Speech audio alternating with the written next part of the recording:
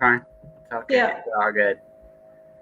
Just turn all the recording on so we can get all the incriminating stuff in there here. So, ladies and gentlemen, I take a quick minute here before I normally do a wonderful introduction like welcome to this episode, but this is honestly probably one of my favorite people.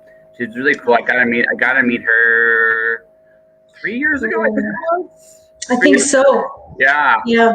Yeah, 3 years. So 3 years ago, I see this gal with like a bike book, and I'm at One Words Collide. I just met and talked and started chatting, and next thing I know, I'm like, okay, this is a really cool person. I buy her book, and that was a nonfiction book. It's kind of very inspirational about how she changed her life with biking, which is just a really, really cool thing. It's a different, and somehow, some way. So you go on Instagram, you'll see her with her face painted up. She's being like this horror serial killer-esque like novelist here. So this sweet person may have had other things inside. I don't know. Well, I guess we're gonna find out a little bit here.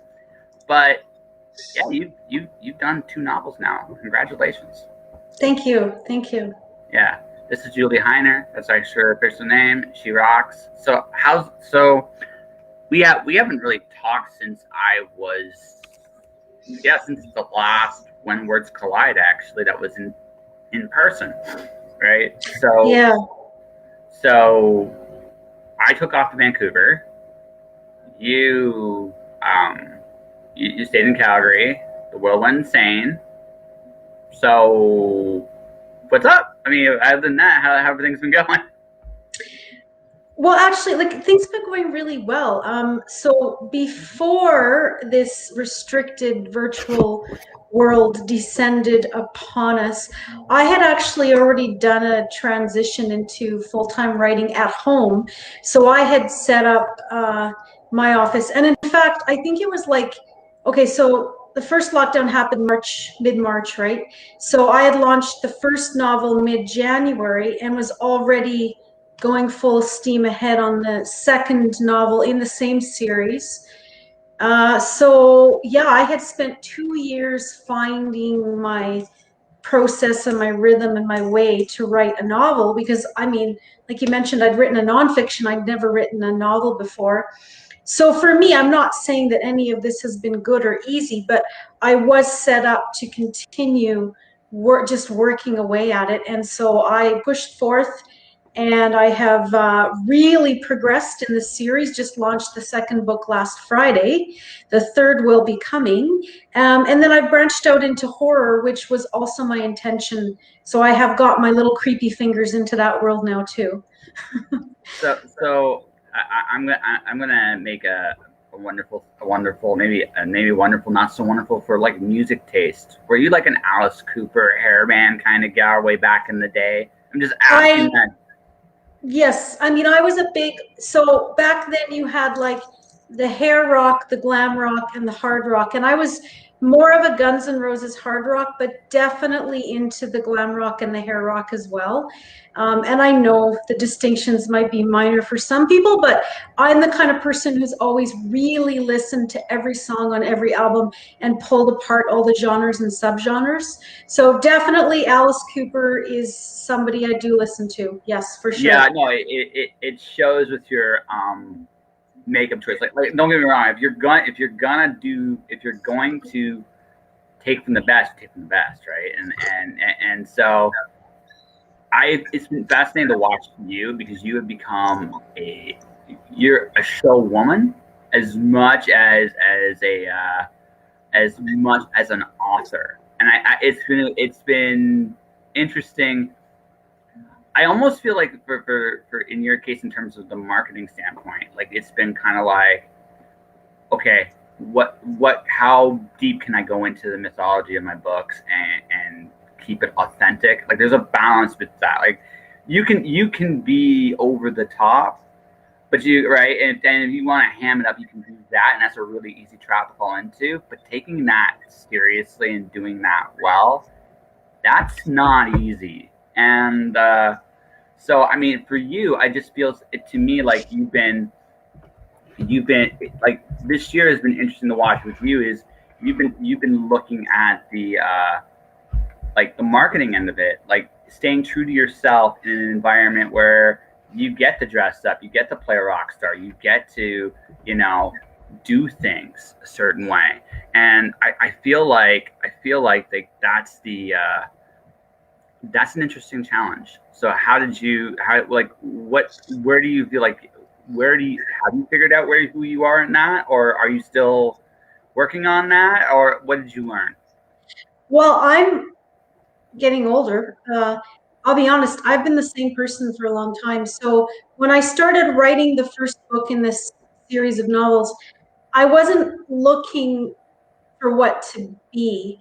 In fact, as that novel was coming out of me, I questioned if it was too weird and strange because I was just writing what I am.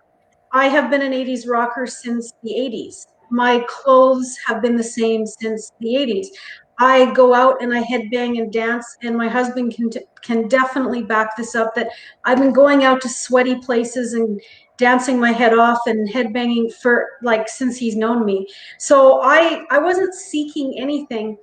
I had chosen to write my books, place them in the 80s for a number of reasons.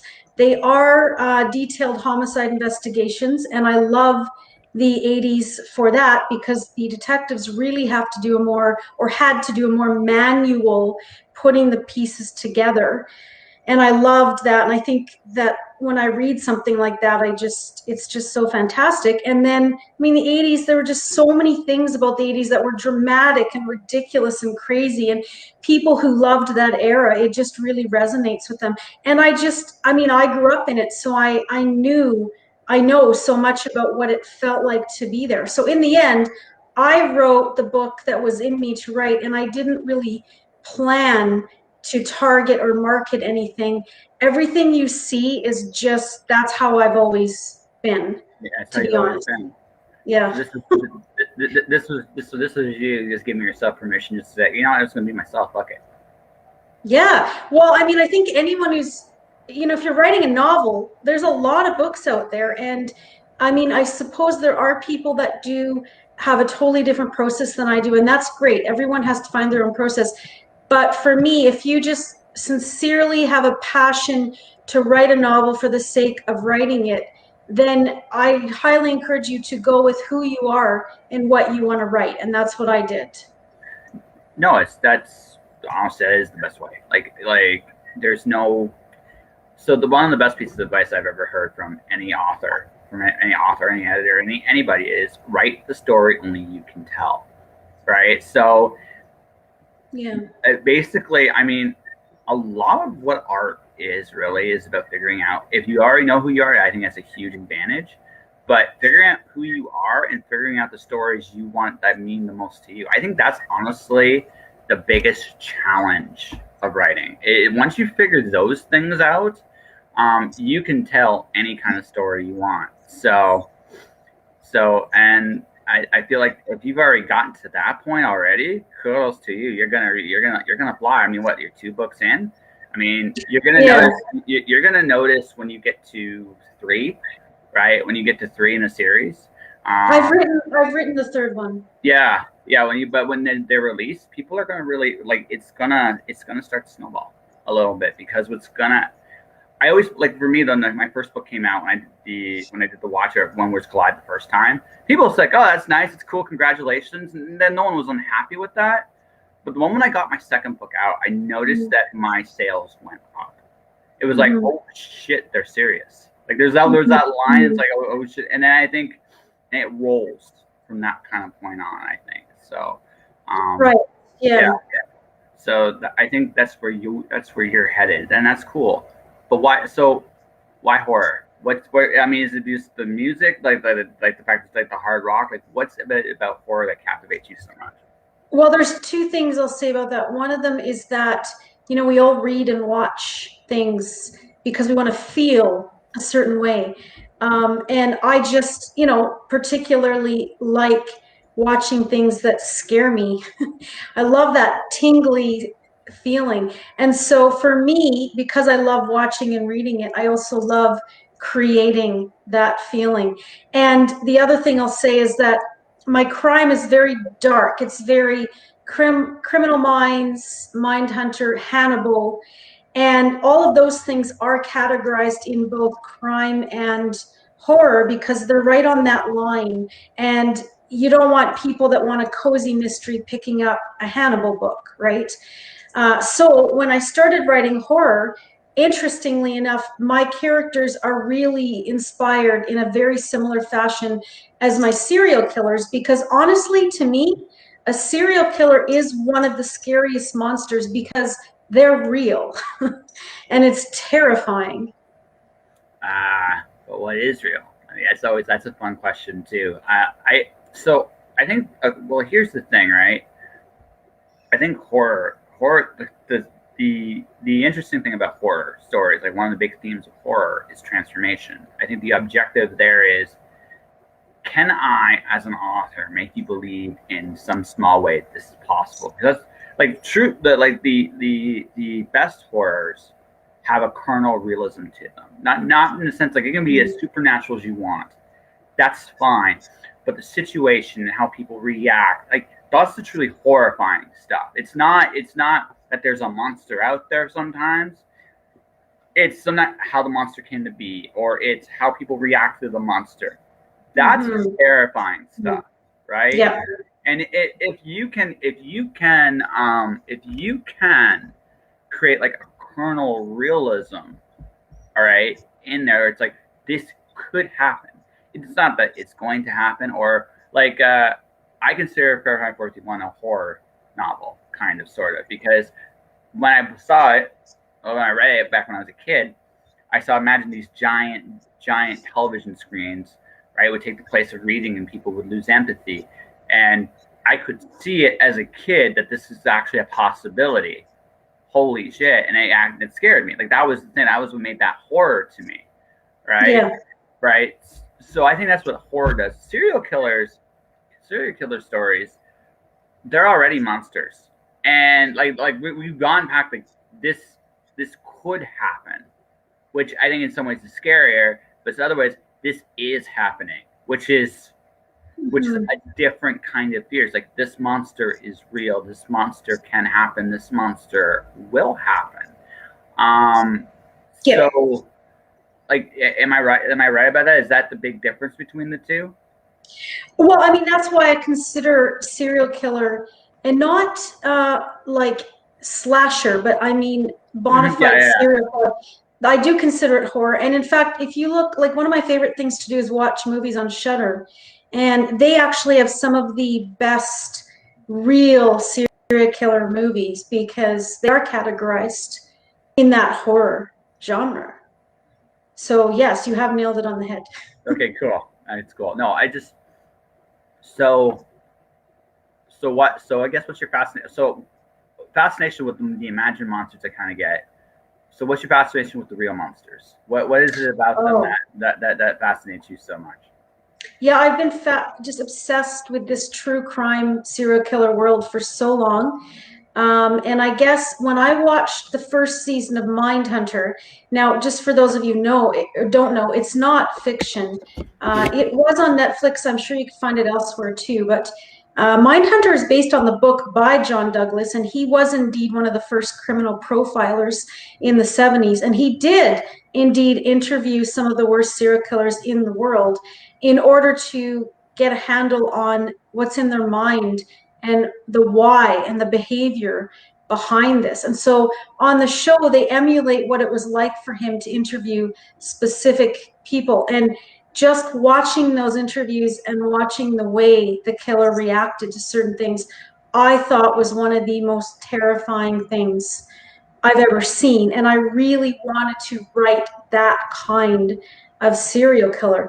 I think I've just been obsessed with watching this for so long because knowing that it does happen is really scary to me. But I also really just love to sink my teeth into the investigation side of things and the problem solving that goes behind it and the forensic and putting things together. I love that problem solving aspect too. You enjoy putting the pieces together. You like I almost I want to ask if you're a bit of a gamer too, because there are similar, depending on the game, there are similar skill sets there. But it's just like, it seems to me like when you write a true crime, or actually even crime, like crime in general, you almost have to literally plot the, you almost have to figure out the puzzle pieces kind of along the way. Okay, this is the scenario, that is what happened, right? This is what it's almost like the game of Clue. Who did it, with what, why, and you had to have all these answers in your head, right? And then you got to kind of make a decision of what pieces you give the readers, right? And it's a really interesting challenge because, well, it depends what your goal is, but for the most part, you don't want people to figure out who did what by page 3, right? Well, it depends. So I write in the style of, like, say, Red Dragon by Thomas Harris, where you actually do get the point of view of the detective and you get the point of view of the killer. So, you get to walk through that killer's world and see everything that's going on.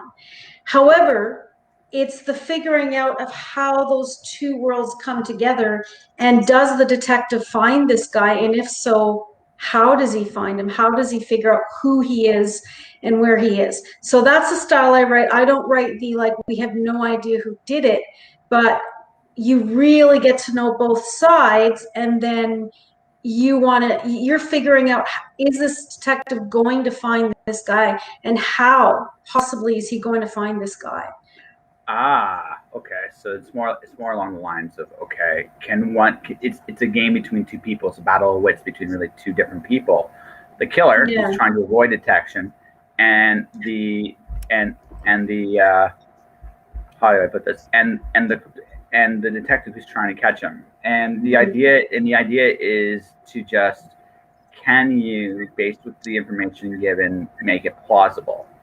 Okay, that's an interesting. Yeah, and the other part of that style too is, if you have read or watched something like Red Dragon, the other part of that too is that you really get to know both the detective and the killer, and you get to know, what are they afraid of, what are they worried about, what's deep inside of them.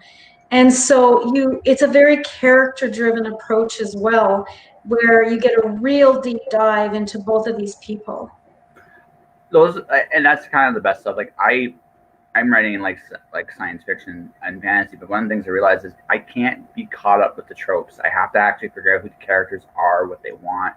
People are infinitely fascinating. Like that's the one thing, like, that's one of the reasons I do the podcast, is because I recognize the fact that people in general have a great story. And so, okay, I can see why I see, and while I was never quite a fan of the Thomas Harris super killer concept, I think Hannibal's an interesting character, Hannibal Lecter. Again, the idea, I've never was crazy about the super kill. Like, there's a very, I think the only real issue with the serial killer genre, like the true serial killer, the idea that someone's that predatory, that dark, is cool, but there's a, I think the big trap with that, I thought Harris kind of fell into that a little bit in some of his books, was that these characters, like almost like they're super smart, they're super this, they're super, like it almost was. There's a real fine line. I think it's almost like the Batman problem, in the sense that Batman's a human being solving crimes. Mm-hmm. Right? The problem with that is there's limitations to it. There's limitations. Everybody's got their limitations, right? Batman goes above and beyond his limitations, right? Batman goes above and beyond his limitations. There's almost a part of you in the back of your mind going, bullshit, right? Let me just interject here, because what a lot of people don't know is, let's look at Silence of the Lambs, because everybody knows Silence of the Lambs. Yeah, absolutely. Now, when Thomas Harris wrote that, this is what you need to know. The killer in that, who was putting women in a dungeon and then skinning them, that actually happened. That is a real bona fide serial killer. In fact, Thomas Harris interviewed John Douglas, the criminal profiling guy that I just mentioned, and he fused two real life serial killers to make his serial killer. So you can say there's a problem with it, but that actually happened, and it is actually more real than most people realize. So what I've done in my world is I've studied dozens of serial killers, and I've built a model, and all of my characters are spun off from real events that have occurred. So that real intelligent, real thought out, real planned, that's actually how these people are. And all the psychology is behind it. Like that's how they are. Yeah. Fair enough. Fair enough. It's just, it's very it's just like I said, like for me, I always thought it was a tricky balance because even the most, I guess to put it very bluntly, Hitler loved his dog. There are definitely there's just no matter how inhuman you become, or how much of a monster you become. I don't know if you can like there are just pieces of just human beings. Can you really see that coming in terms of that? It's like sometimes yes, right? I thought like one of the neatest things I saw in the Red Dragon movie was the Bible verse code. I thought that was incredibly clever. It was between two killers talking to each other. It's like no, I mean you're trying to avoid getting caught, and you have to think in ways that other people don't to avoid that, and I think that's a neat thing. But right, there like it's I'm using literary tropes because honestly, and I'm like I said, you definitely know more about the serial killer aspect than I do. I'm not disputing that. It's just like there's a and I call it like there's almost like what I call the Holmes problem. And in a sense, it's like Holmes knows everything, and it's a neat trick. Do it once, like if you like see all the little patterns and things like that. But it can become a crutch, and that's basically what I'm saying too. It's much more interesting when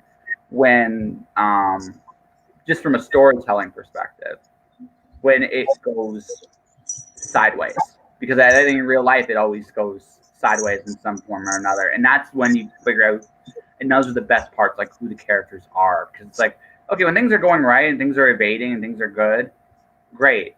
I don't mind if the serial killer wins. Right? Especially if it makes sense that the serial killer wins. Does that make sense? It does, and I'm not going to give that part away, but no, I do. You shouldn't. Yeah, but I do definitely write a hard-boiled noir, so things do not end up happy. This is not a happy ending. But if you watch or read anything that's in this genre, things don't end happy, and that's what that audience expects. Yeah, absolutely. So, yeah. No, absolutely. No, you have to. Again, knowing your audience too is a big part of it. I tried writing a noir once. I couldn't. Here was my problem with it. I realized something about me personally. I have to respect the characters, right? I did not respect my main character, so I actually had to stop writing the story because it was like I don't respect him, and this is a hard mental space for me to stay in. It was a hard one for me to stay in, and it's not for everybody. Like honestly, it's cool, and people that do it well, it's fun writing dark shit too. Like it can be fun and definitely pieces. It's a lot of fun to do it. But what I like for me, it's not for everybody to write, and it's definitely not for everybody to read either. It's definitely it's a cool niche. There's some really, really good stuff in that niche too, like not just hard boiled, but everything. But it's an interesting headspace to get into. So I'm gonna ask this one because it's almost because I've noticed this with like people that do metal shows, people that let out a lot of these darker impulses in their fiction and stuff, right? They're usually like the sweetest people in real life because I think you find a way to actually release some of those darker impulses in a healthy way, right? You're letting like you can go in fiction and in these kind of environments. You can let yourself go to these darker places in those moments, let it out in a constructive way, and then you can kind of like even kill yourself. Like it's over. It's like I got it out. I'm not holding anything in. I'm just it's there. It's done. I feel good. Now let's go now let's go be that whatever it is people see me as, or not even necessarily that. More like, okay, I just feel better. Like I got this out. Has this like is there a catharsis to kind of writing this stuff too for you, or is it more is it, or are you having fun? I guess, for lack of a better, like with how you're presenting. Oh yeah. No, I'm not like releasing inner desires. No. I'm just I'm having fun. So for me, I just come up with these ideas, and like I said, because I really like to watch serial killer and horror shows and read those books. I'm reading and watching a lot of that, and I just get all these like crazy ideas that need to come out on the page. And when you watch and read stuff you really admire and you're a creative person, you have a desire to do something in that space. You really love that stuff so much you want to create something, and that's where I'm coming from, really. Well, it's like I said, it's fun being the bad guy. Like the cool thing, like when you write like darker characters, you can go places with them you can't go with good guys. Like you just they don't have.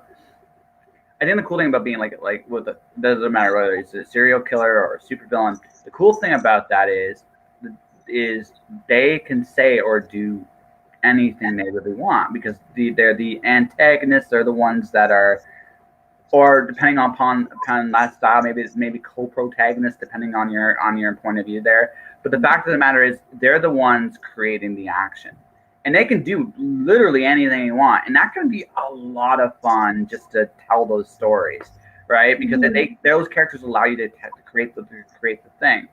The only real challenge with them is, do you have the with characters that are going with bad guys or darker characters, the biggest challenge is integrity, right? You got. I mean, depending on where you put them, you have to stay the course with them. It's the only way to suspend their disbelief, right? That's like for me, that's what I found. Like when I write my villains, whoever they are, or my antagonists or protagonists, depending on your point of view.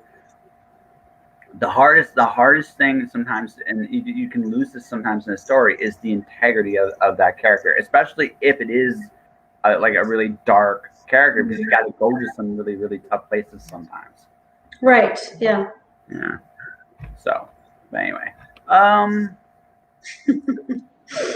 like yes, okay, but so who's your favorite one to write, the detective or the killer?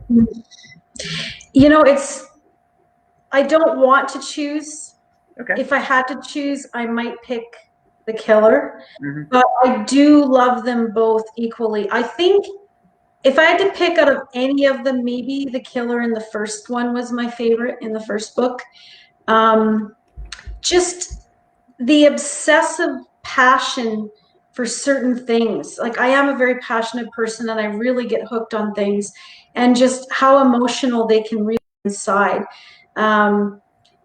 But I do pretty much equally like writing the detective, because the thing is, I've really gotten to know him, and what I like is portraying his broken path, which again is extremely realistic. My research all pointed in the direction that, after you've seen enough things, you're human and you can only take so much, and you really do reach a breaking point. And so I really like writing those destructive choices, because let's face it, all humans make mistakes, and all humans sometimes feel really bad and make really bad choices. We've all done it.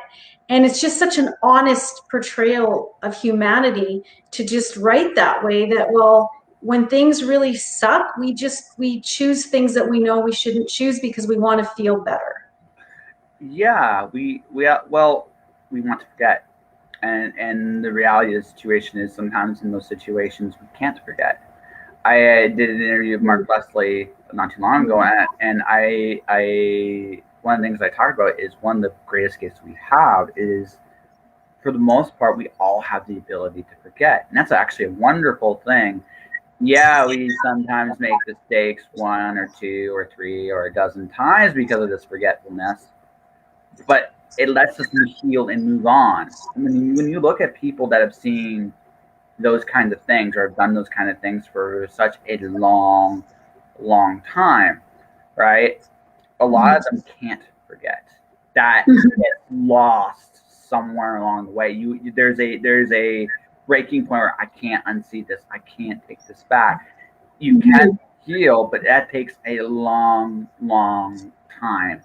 And you can see that with people who have suffered trauma, and they can't forget. They want to, but they can't forget, and that's a very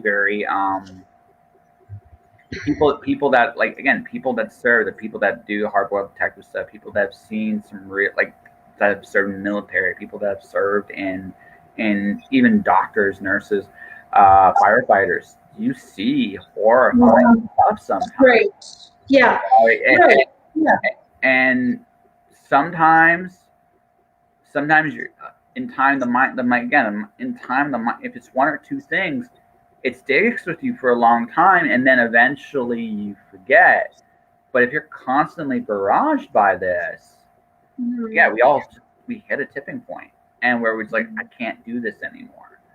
And which when you get to that point, do you stop or do you keep going? Especially if you're the hard-boiled detective, right? Because it's like, oh, I can see this. I'm one of the only few people in the world that actually understands this kind of person. But this is not healthy for me anymore either. I don't know if I can keep doing this. Yeah. Yeah. I actually want to touch on that because that's what how you describe that is perfect. Yeah. I have interviewed a lead detective for some time, and his recommendation was if you watch or read anything, watch the first season of True Detective with Matthew McConaughey and Woody Harrelson. But Matthew just portrays the broken detective obsessed with getting this guy to a T. I mean, the writing and the acting in that is brilliant, and it's actually quite accurate. So what happens is, especially when these detectives find children, and in their case, the detective I've been interviewing, he deals specifically with this kind of homicide. When they find children, I mean, that really just sticks in your mind. And so what I have with my detective is he's got these images that just won't go away. And as the cases build up and one after the other, he just gets bombarded. It gets worse and worse, and he can't get rid of these images. And it's becoming a real problem. We had a case in Calgary. I guess it must have been about a year before the lockdown, so almost 2 years ago now. And I think she was 23 or 25 years old, and her child was like a year and a half old or something. And it was really horrifying. And in fact, they did find the bodies, which turned out to be a good thing because having bodies, now you have a case, apparently. Yes. But like my heart just went out to the people that had to find that mom and her child, and I can't imagine what it would be like to see something like that. So part of my passion here is to portray the effect that has on somebody who's so dedicated to the job. Like most people, like, whatever you think about our cops and firefighters and all these people, the majority of them, the good majority of them, want to make the world a better place. That's the majority, right? There are other reasons, but for the most part, that's the number one reason. Almost everybody I've met that's worked in the military has wanted to serve. Almost anybody I've met that's been a firefighter or a cop has wanted to serve, right? Thing is, you open yourself. This is just life. Whatever path you choose to walk, you open yourself to a variety of things doing it. And some of it's amazing. Some of it is literally magic. Some of it's dark. Yeah. That's there. It goes both ways. And we all have a threshold. Every single one of us has a threshold. The reason why I've never wanted to be a firefighter or a cop or even serve in the military is because I know that particular reason. I don't know how I would be able to take that. I don't know if I could take that because I'm very empathetic. I feel pain a lot. Sometimes people don't realize it, but I do feel it. And so, in the event of something like that, I wouldn't be able to shut it down, and I'm not sure I'd be able to forget. So it's probably not a good idea for me to do those kind of jobs, because if I do those kind of jobs, I'm going to see those things, and I'm going to feel those things. Right. And that would break me. Maybe it would break me. Maybe I'd be strong enough to take it. I don't know. But right. Again, understanding how the mind works a little bit. Would I be able to forget? Maybe, but not easily. And that's and understanding that about myself. Well, do I put myself in a position where I may want to drink my troubles away, where I need to seek company of things because it just hurts so much? I don't know. All right. And that's what really, people got to be honest with themselves when they do stuff like that, because that is that does come with the territory sometimes, right? You want to be a homicide detective, you're going to see some dark shit. You want to be a photojournalist. I had my photography teacher here in Windsor when I was in college. His job was he would photograph dead bodies and car accidents, things like that. He saw some horrifying things, but it paid incredibly well. That's why he did it, right? Yeah. But he said, like, most people can only do that a handful of times, because after that, they need those, again, for evidence for a case.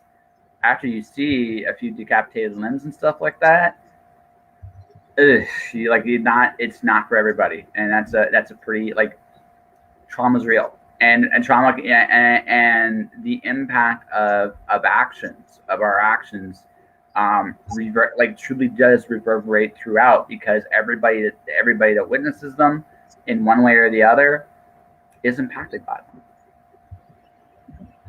Yeah. But so I guess I'm going to ask this then, because you touched on this. Is that part of the fascination for you? I'm sorry? Is that part of the fascination for you? What specifically? Well, because you've been talking about serial killers. Just talking about, again, you've been researching and profiling cops involved. You've interviewed people. You've gotten a lot of these stories. So is that part of the fascination as well now? Because it's as much, you get a lot more backstory than you'll ever have in your novels, right? Where, just so you understand, again, so you know what you're dealing with. So as much as you've dived into this, have you developed more of an appreciation for kind of how that stuff works? Or is it at this point, because you've done this for a very long time, it's I have a grasp, a grip? Or is it more are you still learning? Or is there still lots of things to learn on it? Oh, yeah.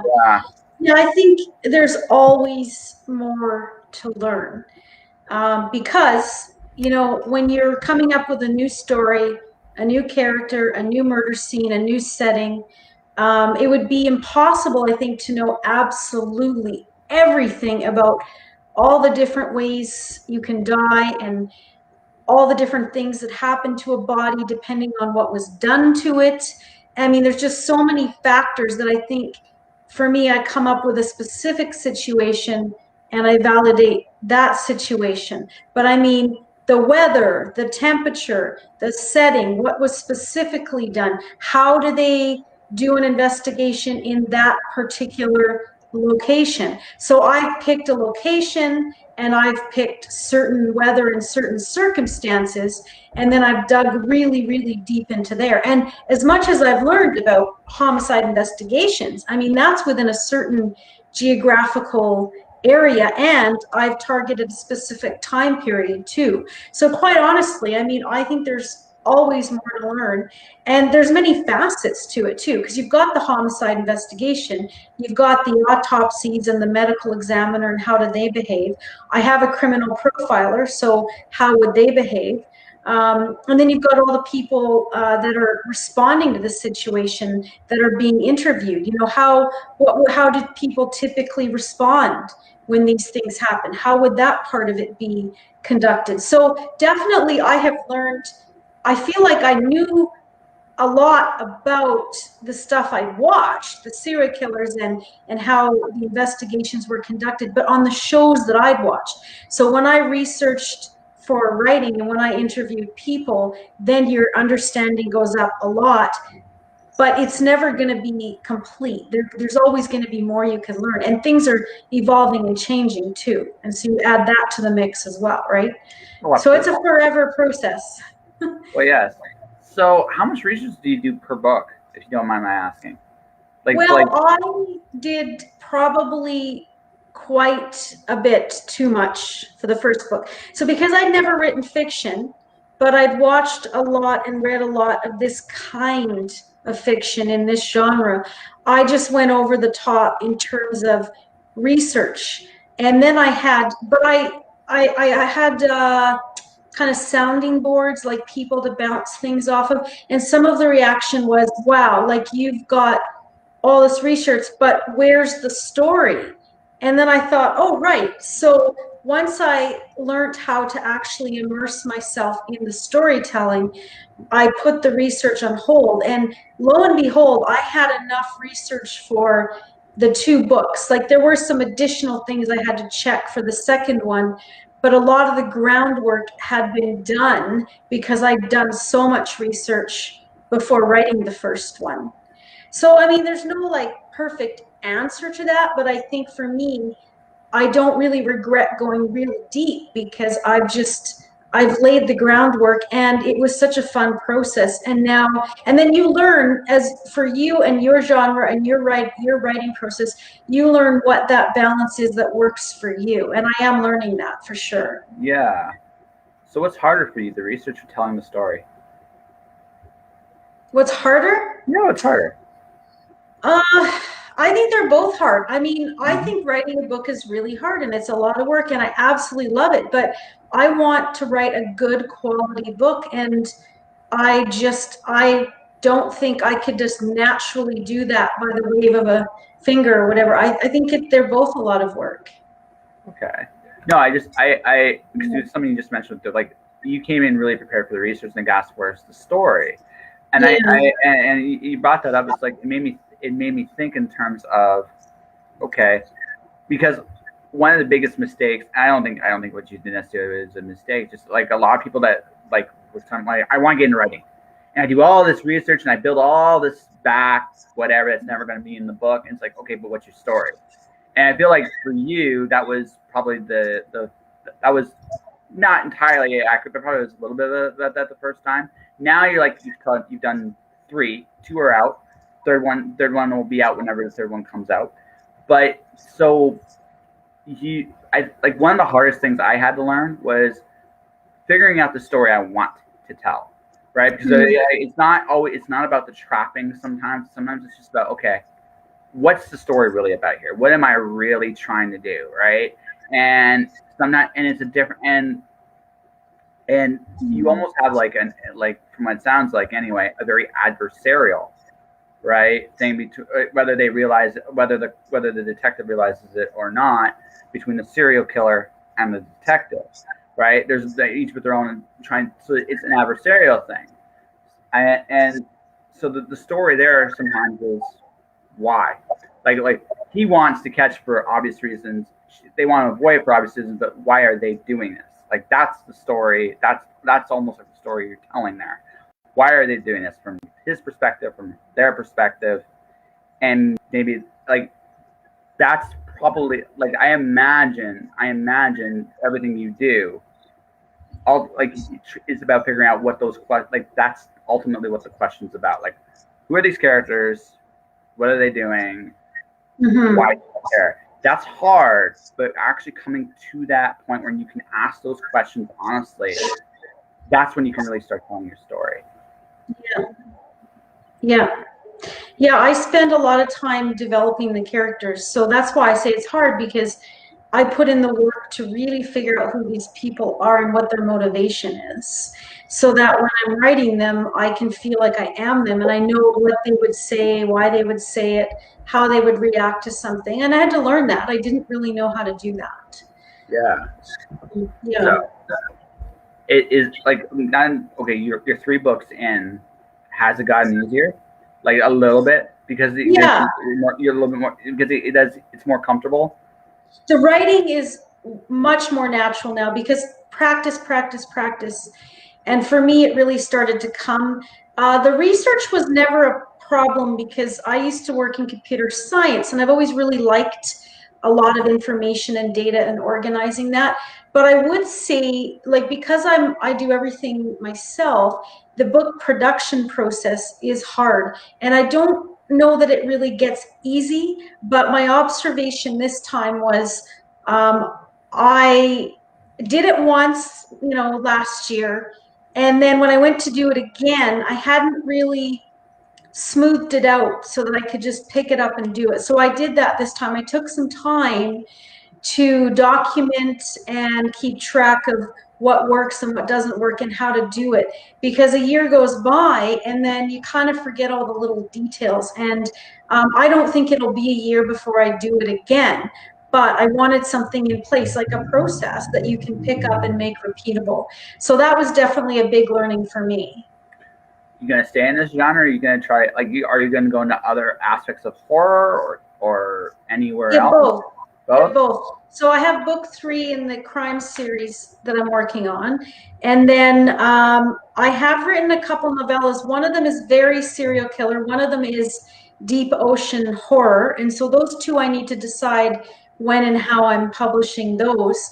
But I'm also working on I've had 2 horror stories published, and I'm working on 2 horror collaborations. One of them actually is an anthology that I'm putting together with a really, really great horror guy from the UK, Daniel Wilcox, and it's called The Omen's Call, and we are still open for submissions till the end of March. I'm really excited about it. It's going to be fantastic. The one that actually I got published in is called The Other Side, and I absolutely love this book. Daniel is a fantastic writer, and he's got this Devil's Rock Publishing, and my story was published in there, and it's a wonderful, wonderful collection of stories. Yeah, and then there is I'm doing another collaboration, but it's not ready to be announced yet, but it's going to be really, really cool. You enjoying that process? Oh, definitely. The horror world is it was somewhat freeing because there's no rules and procedure and homicide investigation. Like there's so much technical stuff about the other books I wrote that when I started writing in the horror realm, I just felt it freeing because there's just another level of monsters and supernatural and whatever you want it to be, ghosts, goblins, like you can just do whatever you want, and you can really focus on the raw emotion and how people react. And so I just find that a lot of fun, to be honest. Well, it's like from what I just gathered from you, like you were, again, you mentioned this earlier, and I got this from you when I met you. You like solving problems. You're a natural problem solver, and that's why like a lot of the people I interview, like they always have a fascination with true crime because like there's a structure to it, and structure is nice because you can build on that structure. It's like, this is how I play the game. These are the levels that I already have. These are the building blocks I had. I can do cool stuff. But there's also, but on the flip side, you've done that enough. Now it's like, okay, I know what this is, right? Let's extend my language vocabulary just a little bit. Let's go into the supernatural, the mythology. Because the cool thing about horror, like I mentioned this earlier, it's that creating a moment of believability in a fantastic world that terrifies you. That's what horror does exceptionally well when it's well done. And so, but yeah, like you said, there's no There's no building blocks. Like, here's the blank canvas. You can make this any way you want. The only thing I'm kind of curious of is, you seem like the kind of person that would create your own system, like of how that would kind of work. Like, are you doing that, or are you just kind of just going by the seat of your pants? There's not really a system when I write a story. Well, I really have a strong sense of intuition. I always have. So as organized and systematic as I can be, I often, in the end, I go with my gut. And so when it comes to the horror stories I've written, I actually just really start with, like, I look at what is, if I'm submitting to an anthology and there's a very specific theme or idea, I look at that and I start with an idea of a character, and then an idea comes. I kind of do the what if thing, like, what if this happened or what if that happened? So I guess I have kind of something that I just do.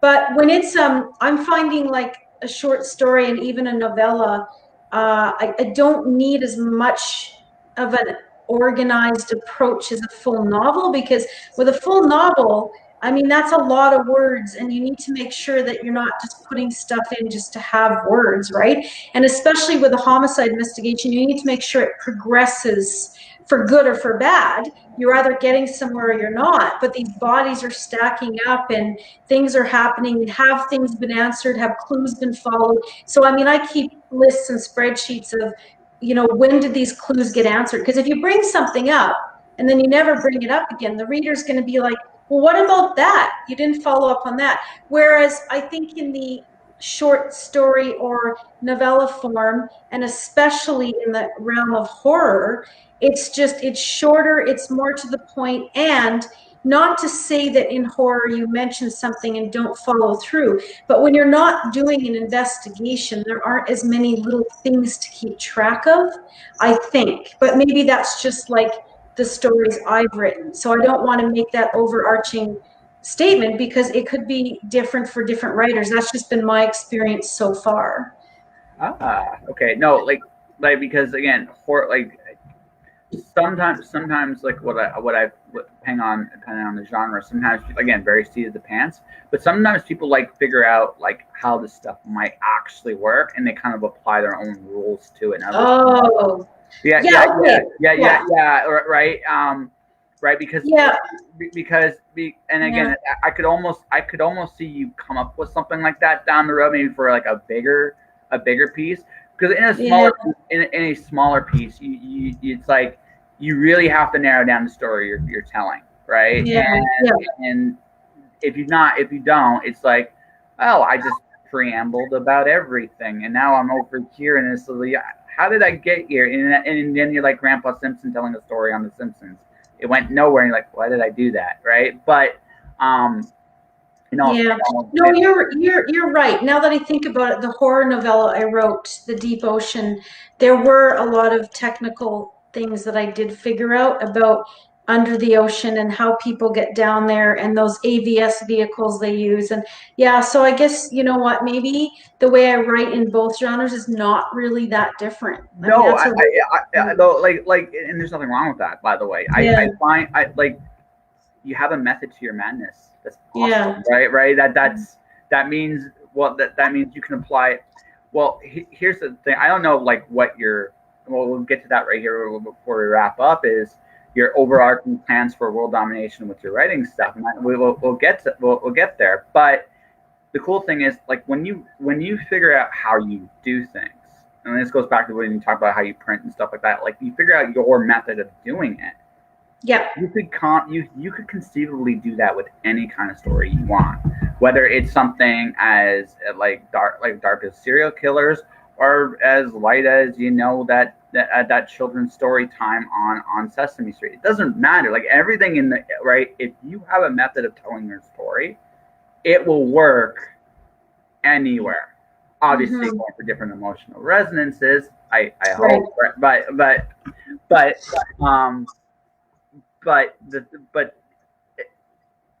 I think the biggest challenge a lot of authors, James Patterson, although a lot of people will mock him because he doesn't write his own stuff anymore, the one thing you have to give him credit for is he figured out who he was as a writer and the kind of story he wanted to tell, and he figured out how to turn it into a formula or a method or a process, right? Yeah. Whatever you say afterwards, that's your concern, but you got to give the devil his due there. He figured his stuff out, and because he was able to do that, he could tell any conceivable kind of story he wanted to.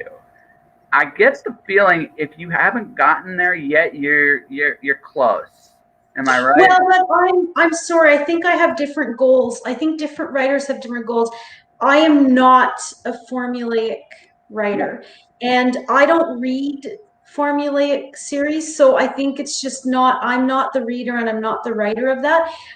By all means, they work, and a lot of people love that.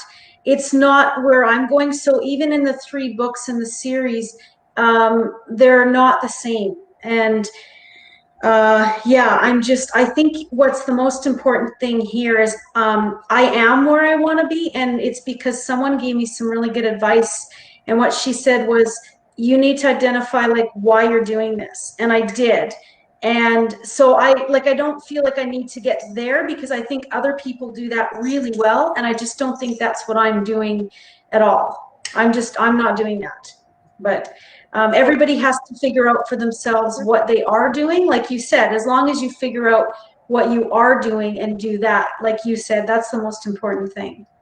Yeah, I wasn't trying to imply that you were a formulaic writer. If that wasn't what I meant by that. I meant that what I meant there was more along the lines of understanding who you are and kind of how you do things, right? And once you figure that out, you can apply that everywhere. I mentioned Patterson because Patterson's like the quintessential formulaic writer, but he understood what he did, and that's all I meant by that. No. Yeah. No, okay. I see what you're saying. Yeah. Yeah. No. I don't necessarily. To anyone that is a formulaic writer out there, honestly, kudos to you. There's nothing wrong with that. Oh, it's fantastic. Yeah. I think there's so many different ways of doing things, and they're all great. And like I said, my friend simply, what was great is she said, well, you need to figure out why you're doing this so that you can figure out what you're doing. And I think that's the important thing. Yeah, for sure. No, absolutely. Which leads to the big question. Why are you doing this?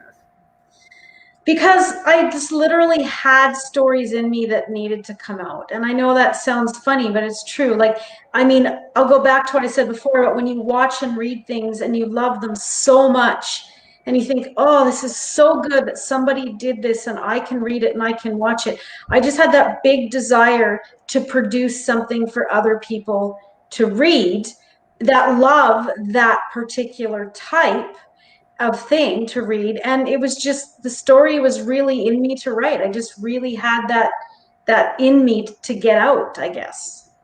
What was the book that made you do it? Was it a book or was it a show? What was it? I imagine it was a book. The reason why I think it's a book. No, I think actually after I watched Mindhunter, the first series, I think that pushed me over the edge to like really want to write the way I did write. But but let's step back before that. And it wasn't a book or a show. I'd been wanting to write a novel for a while and wondering if I could do it. And then when I went to a talk by the local homicide detective that I've been interviewing, he did this fantastic talk. And I think that pushed me over the edge to say, okay, this is what I'm going to write about. And then I put myself on that path. If you don't mind my asking, what did he say? Like there had to be a moment where it clicked. I'm just curious what that was. Well, he did like a 2-hour presentation on homicide investigation, like how they conduct them.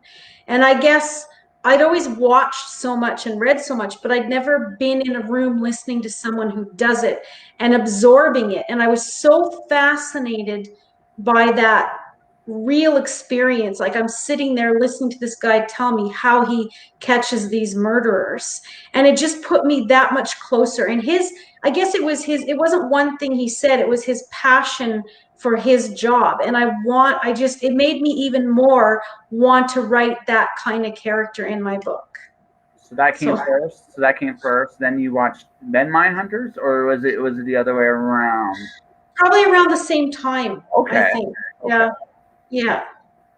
Yeah, but I mean, I've been watching Criminal Minds, and I've been watching things like CSI Miami and the first, and even real stuff like the first 48 and Forensic Files, Dateline. I've watched that stuff for so long, and I've read a slew of true crime books. Like Criminal Minds, for example, there is at least one book. I have one, there could be more, that it goes through all the cases they used in those episodes, because those episodes are based on real cases. No, it just sounds to me just the passion from them hits you at the right place at the right time, and you've been Yeah. quietly building up to this moment for a very, very long time. It's just been something there, so that's very cool. Yeah. Um, I guess two things left. Because we talked about collaboration a little bit, I want to go back to that just slightly. What have you learned from your collaborators? Well, this is my first time doing collaborations, so I've only collaborated with the one person, and we are in the middle of that now. And but he is a very, very inspirational, very supportive, very intelligent author. And I mean, he runs his whole publishing company. So I learn a lot from him because he's just very successful and very positive. And I mean, I love that energy. I love that vibe. So I mean, I've asked him lots of questions over the time that I've known him, and yeah, I've just learned so much. But I think the biggest thing I've learned from him in particular is I do have a lot to bring to the table, because I have a lot of self-doubt at times, and that has been really important for me to realize, oh yeah, I'm good, I can do this, I'm okay at this is good. I no, it's honestly one of the biggest. I think it's the biggest lesson. It's one of the harder things. It's one of the harder things I think a lot of writers just take for granted. Like it takes a lot of work to write a book. It takes a It lot of is. work. It takes a lot of work to. It takes a lot of work to. You are passionate enough to put your words down to paper, and not just a little, like a tiny, like phrase, like a whole novel's worth of words. You organized it. You put it together. If you sit there and think about what a novelist actually is doing, we're creating a presentation for people to hallucinate to. If you really sit there and think about it, that's what we do, right? We create an experience for someone to. We create something for people to experience. That takes an incredible amount of work and detail, and there's a lot of different skills. So I mean, yeah, you got a ton to offer. I mean, you're a badass. Never ever forget it. Like Thank you. you're a legitimate badass. You really, really are. And, Thank and, you. and yeah, it's true. Like when I met you, I was like, okay, she had the guts to put her own story to put well before she ever did fiction, and Yeah. she's creating her own worlds, right? Her own worlds with her own, and she's very passionate about them. She's very passionate about who she is and what she wants and why she's here and what she's going for, and that's a recipe for success, regardless of where and how. I mean, I don't know what that path looks like for you. Only you can answer that question. But I sincerely hope, yeah, I sincerely hope you get it. Like life's too short, and I think the fact you should be doing what you love, no matter where you are in life, because honestly, there's not much else that really matters. So, yeah. Um, one last thing. I would be remiss if I mentioned this because um, I don't. Are you ever? So you're having so much fun in your fiction world. Will you ever go back to doing more nonfiction? Or do you have plans for that? Or are you very happy where you're at right now? Well, I probably will. I don't have a specific plan yet, but I could see it happening for sure. Yeah. Oh, that's good. Well, I mean, well, um, I'm just curious. Like honestly, like we all fall in love with different things at different points too, right? I mean, you had to Mhm. tell your story when you started, and that's very cool because you know your story.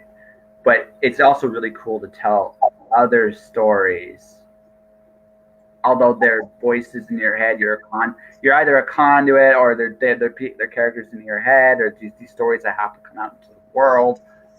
Whatever the case may be, however you view that, right? There is a real pleasure in making that a thing, right? And I think one of the biggest journeys as a writer, artist, whatever, is hello, Lurk, right? Cards. One of the biggest things about telling stories is it's kind of addicting. It's kind of fun. You get to tell other pieces of yourself in those stories that you may not be a biography may not be able to tell, but also it's cool to take people on a journey. Like it's a very different thing. And if you love that more, there's nothing wrong with that either. I mean, hey, it's one thing leading to the next, leading to the next, leading to the next. I'm drawing stuff. Like I said this off the air. Obnoxious Boots with Link. I discovered the secret art of porn stashes, drawing Lego of all things. I mean, it's exploring passion. I mean, we are free to explore our passions wherever they may take us. And right. Yeah. So, I mean, if that's where you're at and you're very content with that, nothing but respect for you. Like, honestly, it's just I hope it takes you where you want to go, wherever that is. So, which actually made me be the last question. Where does Julie Heiner want to go with her fiction? What are her goals? Well, I mean, honestly, I didn't think. Oh, sorry, a little bit late. One little late. My slideshow is an hour long, so it just ran out. But the really exciting thing is that I've already ventured into things that I thought would take longer. So first it was, can I write a novel? Okay. And then I saw the series come into my head. So I proceeded with the second one, which was just launched. And that was a huge, huge success. I couldn't have asked for more. But the getting into the horror realm I thought would take longer, but these opportunities came up to submit these stories and I did it. And then I did want to find someone to collaborate with. I just didn't think it would happen so soon, but it did. And so I'm kind of ahead in what I had in my idea for like the 5-year plan or whatever. But going forward, like now that, and I've actually written a lot more things than I thought I would, because I didn't think I'd write a couple novellas.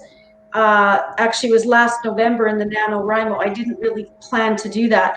So I have kind of a queue of stuff now. And my biggest goal is to produce that work, whether it's published by someone else or I do my process again and publish it. I want to get those works done. But I do see there would be time to write another novel before the end of this year. I mean, just draft it. I want to stay in the dark crime and horror. That was where I was trying to get. But longer term, I do see nonfiction as a possibility. And it probably won't be my story. I've told my story. It's out there. It would probably be something to do with the indie author world, the self-publishing world, the writing world. I could see it being something in there, because the thing is, I only got here by having so many people answer my questions and support me and give me resources. And I think there's so many different people that have so many helpful things to say. When there are resources that you can rely on, they're fantastic, and they help people along. So that could be something that I end up doing, but that's just a seedling at this time. That's really cool. Like, so I guess the only thing I'll tell you is I'm just going to say this, think a little bigger, because honestly, it sounds like you've already gotten farther than you've ever imagined. Shoot for the moon. Well, I wouldn't say I've got farther than I ever imagined. I saw myself doing all these things, but I didn't think they'd happen this fast, this quick. This year, this last year is really, a lot has happened. So I'm not surprised, and I did plan to get into them. Something that in my mind is really big is that I really, all my novels, but the first one is so visual, and I have the same people who keep asking me, like, do you see this on the screen? Well, and every author says yes, but I really do, because I mean, all those murder scenes are completely inspired by MTV videos, and they're very, very, very visual. And the whole thing has a real atmosphere and mood to it. So I have some ideas about specifically where that niche market is. And I don't really want to say too much, but I have specific ideas about where I can see that going. And I probably will pursue that sooner than later, because like you said, I mean, why not dream really big? And I do, but I also don't like to overstuff a year, because quality is more important to me than quantity. And I believe that if something's going to come, it will come when I start putting the effort into it. But I don't want to have too many balls in the air at one time. I got you. No, I can understand that. It just like you just seems like you've progressed like farther than you expected to at this time. So Yeah. I mean, it's one of those things where you just start thinking bigger. You know what I mean? And it's just like you just might as well, right? Yeah. I miss It's you. a very good point. You're dead on. Yeah, I miss you. I actually miss you. So I know it's been really hard not seeing any people. And like when I did my launch on Friday night, it was actually the best thing about it was all the people that messaged afterward to say thank you. That was so much fun. And my goal doing that, I had a big party last year for the first one before the shutdown, and it was just people had a chance to have fun, and that was the goal. Well, this year we had to do it online, but it went really well. And just knowing how uplifting it was for all those people, I was buzzed for 2 days just off the energy from everybody that did attend. And so honestly, that just exceeded my expectations, and it was just fantastic. so when the lockdowns come to an end, party time, third book. Well, yeah, like I mean, Yeah. the, because the books are totally infused with live music, that was why I had a live band at the launch. That same live band actually took over the party for an hour on Friday. The party was 3.5 hours. And so the first hour was a good program, and then the second hour the band ran it, and they have a very sophisticated streaming setup. So they put in all the effort to have me show up on their stream and have them show up on my stream. And so their people were watching and my people were watching, and then I had control of the playlist for that hour. So the whole idea, it's a new idea really for a party or a launch, is to, you're still hiring a band. This concept is the same, but it's all in a virtual world, and it worked out really, really well. And them and I are going to kind of promote that idea, because I mean, there could be other people that want a launch or a party that could do that. Until things really get to the point where, because we don't have live music yet. I mean, some things are opened up, but there still isn't any live music. We went back and forth on that over here in Windsor towards before the second lockdown. The live music kind of was starting, like no one, it was just local bands at this point, but it was just like we had gotten to that point, and then Right.